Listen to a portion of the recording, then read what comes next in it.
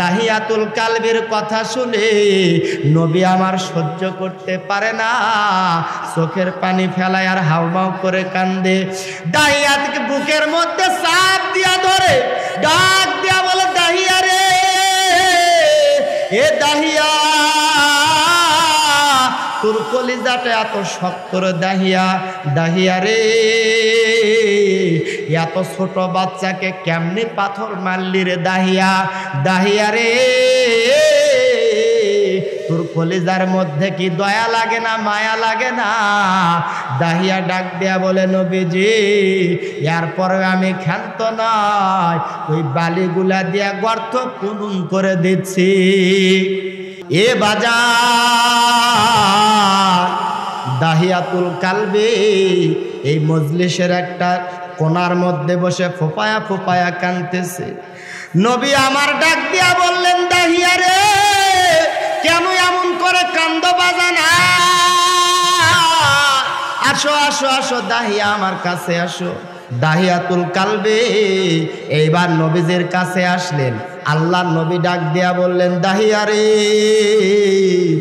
এমন করে কেন কান্দ বাজান? দাহিয়া ডাক দিয়া বললেন, নবী এমন একটা গুনাহ আমি করছি, আমার আল্লাহ মনে হয় গুনাহ আমাকে মাফ করবে না। আল্লাহ নবী ডাক দিয়া বললেন, দাহিয়া কি এমন গুনাহ করছো আমি নবী শুনতে চাই। এইবার হযরতে দাহিয়াতুল কালবি ডাক দিয়া বললেন, নবীজি আমার বেশ কয়েকটা কন্যা সন্তান হয়েছে, বিবির পেটের মধ্যে আবার বাচ্চা আসছে, আমি দূর দেশে ব্যবসার জন্য বাণিজ্যের জন্য যাব। বিবিকে ডাক দিয়া বললাম, বিবি রে, আমি বাণিজ্যের মধ্যে চলে যাব, ব্যবসার মধ্যে চলে যাব, যদি তোমার সন্তান হয়, যদি মহিলা কন্যা সন্তান হয়, লবণ খাওয়ায়া অথবা গলা টিপা তুমি হত্যা করে ফেলবা, আর যদি ছেলে সন্তান হয়, বিবিরে ওই সন্তানকে তুমি জীবিত রাখবা, আমি এসে দেখব। এ বাজার, আমাদের সমাজে অনেক মানুষ আছে যারা কন্যা সন্তান হলে মন বেজার করে, এইরকম আছে না নাই? কন্যা সন্তান হলে মনটা বেজার করে, আর যদি বেটা চোল হয় কলার ঝোঁকায় আর কয় দাগ গল হচ্ছে, দাগ গল। এ কথা কোন ঠিক না ব্যাটি? মিষ্টি বিলাই, ওরে বাবা, মিষ্টির সে সরাসরি। তো বললাম যে ভাই কি সন্তান, কি হয়েছে? কয় সন্তান হয়েছে, সন্তান। তো বললাম কি? কয় বুঝেন না সন্তান, তার মানে মেয়ে হয়েছে তো আর কমার চাচ্ছে না, সন্তান হয়েছে। আর যদি বেটা হলো নি তাহলে কি করলো নি? দোয়া করেন হুজুর, আল্লাহ একটা বেটা দিছে হুজুর। কন্যা সন্তান হলে মন খারাপ করে। সম্মানিত ভাইরা, কোন মহিলার পেট থেকে কন্যা সন্তান হলে এটা যদি দূষণীয় হয়ে থাকে, তাহলে প্রাথমিক অবস্থায় দোষ হবে ছেলে মানুষের। কথা বলেন ঠিক কিনা? আপনি ওই ফার্মার মধ্যে যা দিবেন তা হবে, আসলে এটা না। আল্লাহ সুবহানাহু ওয়া তাআলা আপনার তকদিরে যেটা রাখছে এইটাই হলো মঙ্গল। আমরা দোয়া করে আল্লাহ একটা বেটা দে, আল্লাহ আল্লাহ একটা বেটা দে, আল্লাহ আল্লাহ একটা বেটা দে, আল্লাহ বেটা না হলে কাদের দোয়া কবুলই হয় না। আসলে ওই মেয়ে দিয়াই আল্লাহ আপনার কল্যাণ চাচ্ছে, কিন্তু আপনি ওইটা বুঝলেন না। আল্লাহর বান্দা দুইটা কন্যা সন্তান, বিবিকে এত নির্যাতন করে, বিবির সহ্য হয় না। একদিন গভীর রাত্রিতে তাহাজ্জুদের নামাজের সময় আল্লাহর বান্দি সেজদার মধ্যে পড়ে কাঁদতেছে, আল্লাহ হয় এইবার একটা বেটা দাও, আর না হলে আমার মৃত্যু দাও, আমি আর এই জীবন চাচ্ছি না। এত নির্যাতন জুলুম আর সহ্য হচ্ছে না। আমার ভাইরা, আমার বাবাজিরা, মহিলার স্বামীটা পাশে খাটের মধ্যে শুয়ে আছে। আল্লাহর বান্দা ওই সময় স্বপ্নে দেখতেছে হাসরের ময়দান কায়েম হয়ে গেছে। আল্লাহর বান্দা গুনাহের কারণে জাহান্নামের আসামি হয়ে গেছে। এ বাজার, হাতের মধ্যে পায়ের মধ্যে লোহার জিঞ্জির লাগায়া, শিকল লাগায়া আল্লাহর বান্দাকে জাহান্নামের মধ্যে নিয়ে যাওয়া হচ্ছে। আল্লাহর বান্দাকে জাহান্নামের প্রথম দরজার মধ্যে যখন নিয়ে গেছে, এমন সময় তাকায়া দেখে ওর বড় মেয়েটা জাহান্নামের দরজার মধ্যে দাঁড়ায় আছে। ডাক আব্বাকে কোথায় নিয়ে যাওয়া হচ্ছে? এইবার ফেরেশতারা ডাক দেয়া বলে, বেটি রে, তোমার আব্বার জাহান্নামের ফয়সালা হয়ে গেছে, জাহান্নামের মধ্যে নিক্ষেপ করা হবে। মেয়েটা ডাক দিয়া বলে, ফেরেশতারা, আমি যতক্ষণ পর্যন্ত এই দরজার মধ্যে আছি, এই দরজা দিয়া আমার আব্বাকে জাহান্নামের মধ্যে পড়তে দিব না। এইবার ফেরেশতারা আল্লাহর বান্দাকে বাজান রে হাত পায়ের মধ্যে শিকল দিয়া টাইনা টাইনা দ্বিতীয় দরজার মধ্যে নিয়ে গেছে। দ্বিতীয় দরজার মধ্যে যেই মাত্র গেছে, তাকায়া দেখে দ্বিতীয় দরজার মধ্যে তার দ্বিতীয় মেয়ে সন্তানটা দাঁড়ায় আছে। ডাক দেয়া বলে, ফেরেশতারা, আমার আব্বাকে এই শিকল লাগায়া কোথায় নিয়ে যাওয়া হচ্ছে? ডাক দেয়া বলে, এই কন্যা সন্তান তোমার আব্বাকে জাহান্নামের মধ্যে ফেলায়া দেওয়া হবে। এ বাজার,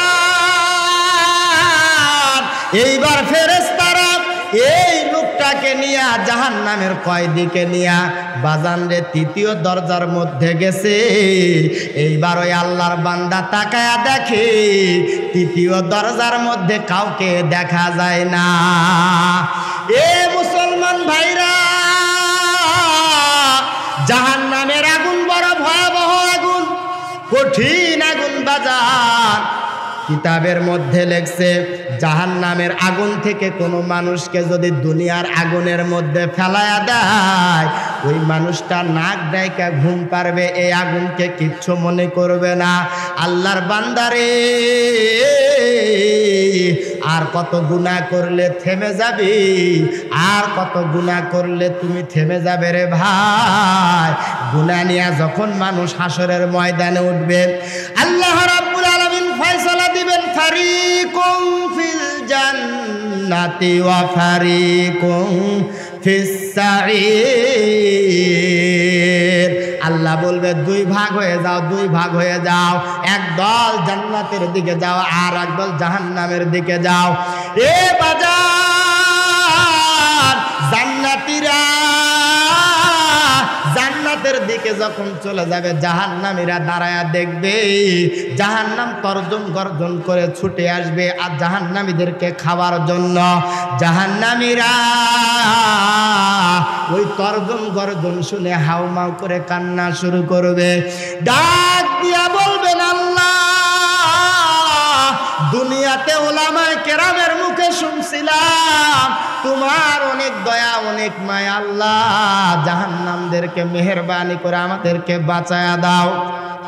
এইবার আল্লাহ ডাক দিয়া বলবেন, জিবরাইল, এই যে হাতের মধ্যে পেয়ালা, এই পেয়ালার মধ্যে পানি আছে, এই পানিগুলা জাহান্নামের মধ্যে ছিটায়া দাও। জাহান্নামের মধ্যে জিবরাইল আলাইহিস সালাম এই পানিগুলা যেই মাত্র ছিটায়া দিবে, জাহান্নাম দ্রুত গতিতে পিছনের দিকে যাবে। এইবার বাজান জিবরাইল ডাক দিয়া বলতেছে, আল্লাহ, এইটা কোন নহরের পানি আমি জানতে চাই। আল্লাহ ডাক দিয়া বলবেন, জিবরাইল, এইটা কোন নহরের পানি নয়, তাহলে জান্নাতের কোন জান্নাতের পানি এইটা? আল্লাহ ডাক দিয়া বলবেন, জিবরাইল, এইটা জান্নাতের কোনো পানি নয়। জিবরাইল বলবে, আল্লাহ, তাহলে এইটা কোন নহরের পানি, কোথাকার পানি আমি জানতে চাই। আল্লাহ রাব্বুল আলামিন ডাক দিয়া বলবে, জিবরাইল, দুনিয়াতে আমার কিছু পাগল বান্দারা গভীর রজনীতে ঘুম থেকে উঠা ঠান্ডা পানি দিয়া অজু বানায়া ওই বান্দারা তাহাজ্জুদের নামাজ পড়ে গুনার কথা স্মরণ করে হাউমাউ করে কান্ত। এ জিবরাইল, আমার ওই বান্দাদের চোখের পানি নাকের ডগার মধ্যে আসার আগে আগে আমি আল্লাহ ওই পানিগুলা আমার কুদরতি হাতের মধ্যে নিয়ে জমা করে রাখছিলাম। জিবরাইল, আমার ওই পাগল বান্দাদের চোখের পানি এইগুলা, জোরে কোন মারহাবা। এইবার আল্লাহর বান্দা তাকায় দেখে, বাজার তৃতীয় দরজার মধ্যে কাউকে দেখা যায় না। আল্লাহর বান্দা এবার ভয়ে আল্লাহর বান্দা হাউমাউ করে কাঁদতেছে। ফেরেশতারা ডাক দিয়া বলে, দুইটা কন্যা সন্তান তোমার, এই জন্য তুমি দুই দরজার থেকে বাঁচছিলা। এই আল্লাহর বান্দা এইবার এই তৃতীয় দরজার থেকে কেমনে তুমি বাঁচবা? এই কথা বলে আল্লাহর বান্দার দুই হাত দুই পা ধরে জাহান্নামের আগুনের মধ্যে যেই মাত্র ফেলাইয়া দিবে, এমন সময় আল্লাহর বান্দার ঘুমটা ভাঙ্গা গেছে। আল্লাহর বান্দা লাফ দিয়া উঠা দেখে বিবি সাহেবা নামাজের সেজদার মধ্যে আছে।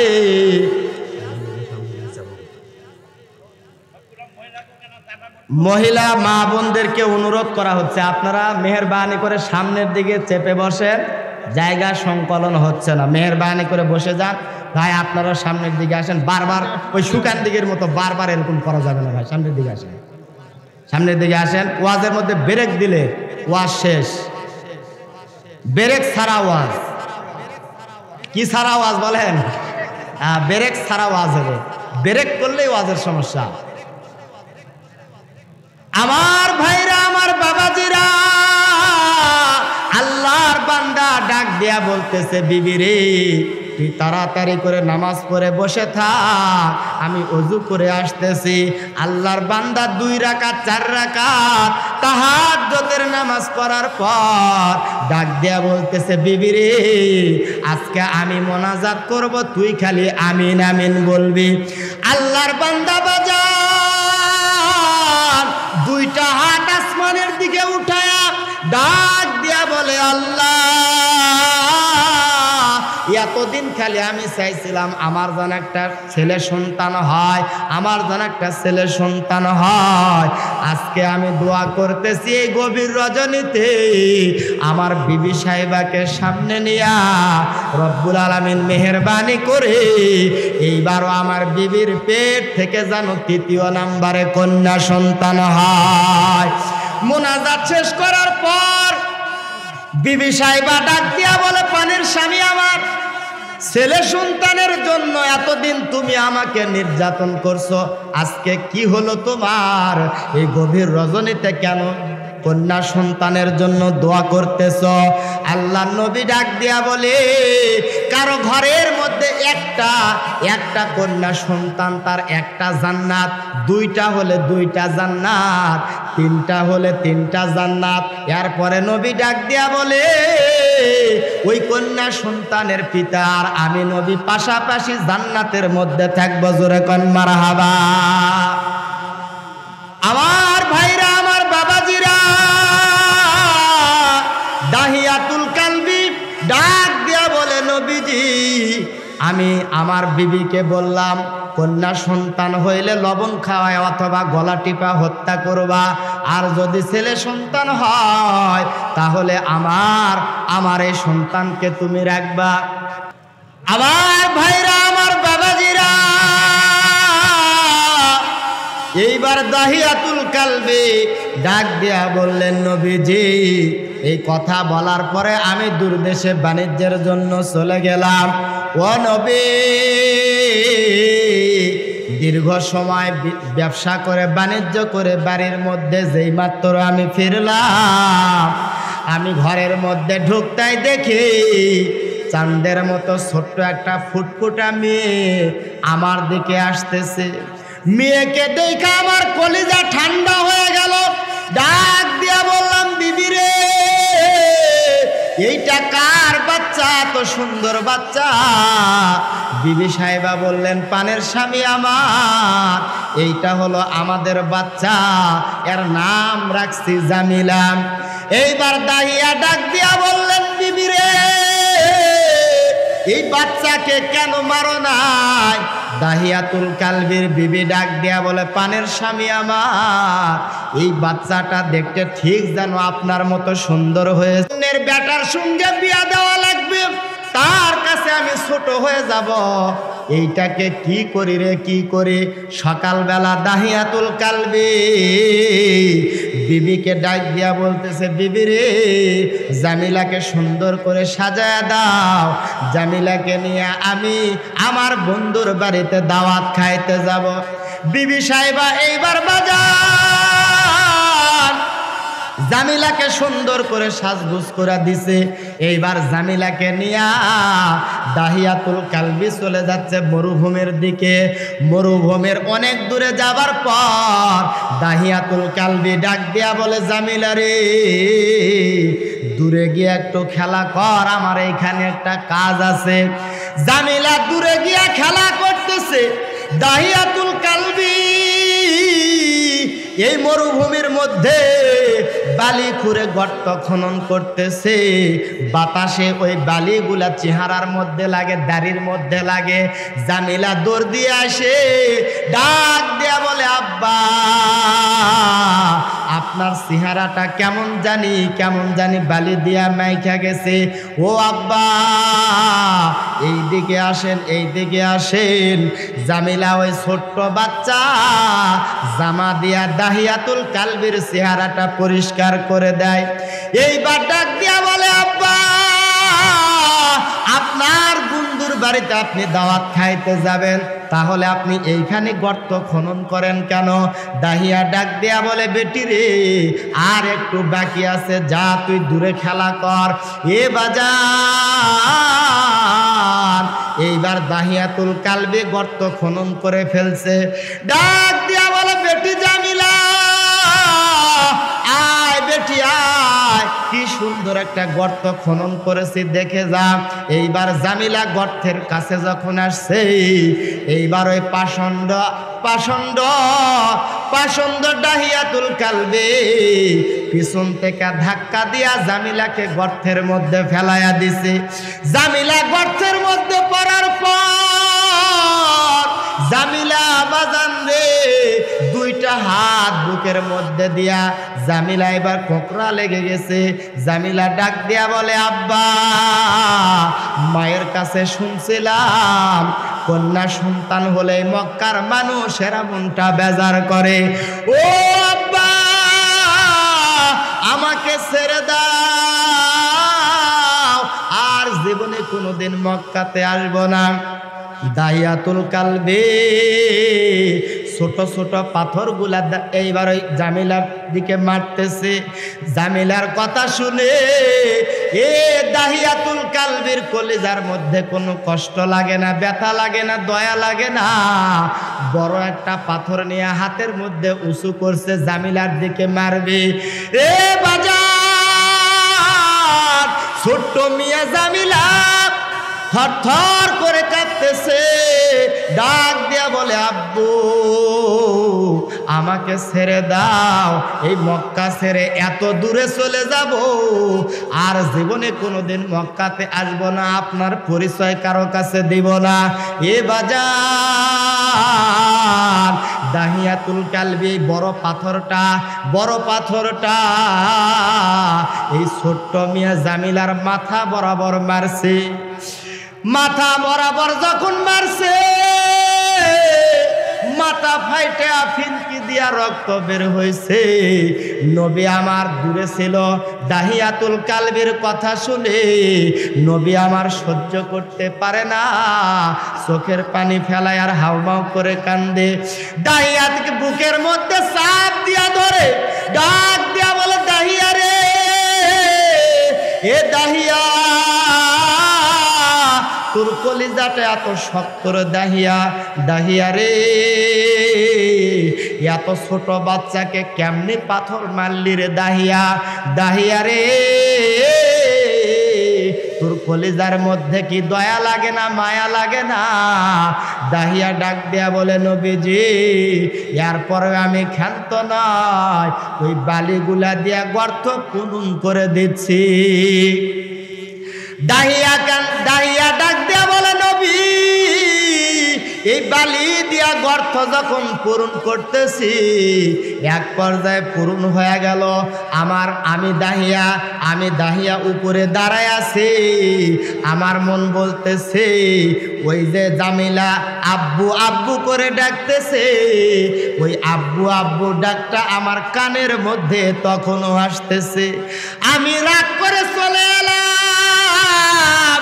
খাইতে বসলেও জামিলার আব্বু আব্বু ডাকটা আমার কানের মধ্যে আসে। নামাজ পড়তে বসলেও কানের মধ্যে ওই জামিলার আব্বু আব্বু ডাকটা আসে। এ বাজার, দাহিয়ার কথা শুনে নবী কান্দে। নবী ডাক দেয়া বলে, পৃথিবীর মানুষেরা, মেয়েদের সঙ্গে খারাপ আচরণ করো না, কারণ আমি নবী কন্যা সন্তানের বাবা। জোরে কোন মারহাবা। এ বাজার, দাহিয়া ডাক দিয়া বললেন, নবীজি আমি যে গুনাহ করছে, এই গুনাহ আমার আল্লাহ আমাকে মাফ করবে নে। আল্লাহ নবী ডাক দিয়া বলে, দাহিয়া রে, ঈমান আনার সাথে সাথে, কালেমা পড়ার সাথে সাথে আল্লাহ রাব্বুল আলামিন তোমার জীবনের তামাম গুনাহ মাফ করে দিয়েছে। জোরে কোন মারহাবা।